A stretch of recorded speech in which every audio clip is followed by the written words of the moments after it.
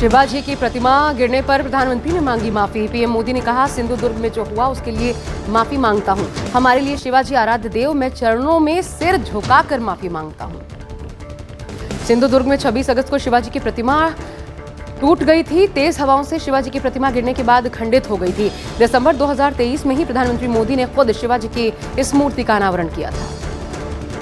मोदी से पहले महाराष्ट्र के CM Eknath Shinde, deputy CM Devendra Fadnavis और अजित पवार भी माफी मांग चुके हैं। पीएम के कार्यक्रम से पहले मुंबई में मूर्ति गिरने को लेकर विपक्ष के नेताओं ने विरोध प्रदर्शन किया। उधर कांग्रेस ने सोशल मीडिया पर लिखा, महाराष्ट्र की जनता और विपक्ष के घोर विरोध ने आज मोदी को छत्रपति शिवाजी महाराज से माफी मांगने पर मजबूर कर दिया। लेकिन ये माफी नहीं, ढोंग है। पीएम मोदी आज महाराष्ट्र के दौरे पर थे। पालघर में पीएम मोदी ने सिडको ग्राउंड में 76,000 करोड़ के कई प्रोजेक्ट्स का उद्घाटन किया। इसमें बधावन पोर्ट प्रोजेक्ट के साथ ही फिशिंग प्रोजेक्ट्स भी शामिल हैं। पालघर में मोदी ने उद्घाटन करने के बाद कहा, महाराष्ट्र का विकास मेरी बहुत बड़ी प्राथमिकता है। आज भारत की प्रगति में महाराष्ट्र बहुत बड़ी भूमिका निभा रहा है, लेकिन ये दुर्भाग्य है कि महाराष्ट्र विरोधी दलों ने आपके विकास पर हमेशा ब्रेक लगाने की कोशिश की। सीएम ममता बनर्जी ने प्रधानमंत्री मोदी को चिट्ठी लिखी। ममता ने कहा, रेप और मर्डर पर कानून कड़े करे केंद्र सरकार, समय सीमा में केस का निपटारा हो। ट्रेनी डॉक्टर से रेप और हत्या की वारदात के बाद ममता बनर्जी का ऐलान, बंगाल में लगाया जाएगा एंटी रेप लॉ के तहत आरोपियों को 7 दिनों के भीतर मिलेगी सजाए मौत। ममता सरकार ने बुलाया विधानसभा का अति विशेष अधिवेशन। बीजेपी में शामिल हुए झारखंड के पूर्व सीएम चंपई सोरेन। रांची के शहीद मैदान में हेमंता और शिवराज ने दिलाई सदस्यता। 28 अगस्त को चंपई सोरेन ने छोड़ी थी जेएमएम।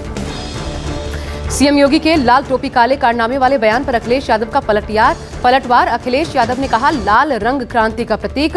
लोकसभा चुनाव के नतीजों के बाद मुख्यमंत्री सदमे में हैं। आपको बता दें, कल योगी आदित्यनाथ ने कहा था, लाल टोपी वाले काले कारनामों के लिए जाने जाते हैं।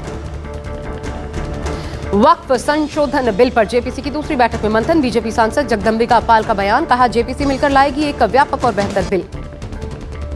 हरियाणा चुनाव पर बीजेपी सीईसी का मंथन। 55 प्रत्याशियों के नाम पर लगी मोहर, 35 पर होगा मंथन। 1 सितंबर को जारी हो सकती है पहली लिस्ट। शिंदे कैबिनेट के मंत्री तानाजी सावंत का एनसीपी पर विवादित बयान, कहा, एनसीपी कैबिनेट में बैठता हूं तो उल्टी आती है। एनसीपी को बर्दाश्त नहीं कर सकता, मेरी एनसीपी के साथ कभी नहीं बनी। शिंदे कैबिनेट के मंत्री तानाजी सावंत पर एनसीपी नेता अमोल मिटकरी का पलटवार, कहा, गठबंधन निभाने की जिम्मेदारी सिर्फ हमारी नहीं, जवाब हमको भी देना आता है। सीएम शिंदे कड़ा एक्शन लें। एनसीपी शरद गुट के नेता महेश तपासे का तानाजी सावंत पर हमला, कहा, तानाजी सावंत ने शिंदे और बीजेपी के कहने पर अजित पवार को अपमानित किया। सीएम शिंदे अजित पवार से नाखुश हैं। आलोक राज को बिहार डीजीपी का प्रभार मिला। अगले आदेश तक डीजीपी बने रहेंगे आलोक राज। 1989 बैच के आईपीएस अधिकारी हैं आलोक राज। पिछली बार वरिष्ठता की अनदेखी कर आलोक राज को बिहार के डीजीपी की जिम्मेदारी नहीं दी गई थी। हिमाचल के चंबा में जंगली जानवरों का आतंक बढ़ता जा रहा है। डलहौजी में एक भालू निजी होटल में चहलकदमी करते देखा गया। वहीं दूसरा भालू डलहौजी बनीखेत मार्ग पर बच्चे के साथ दिखा।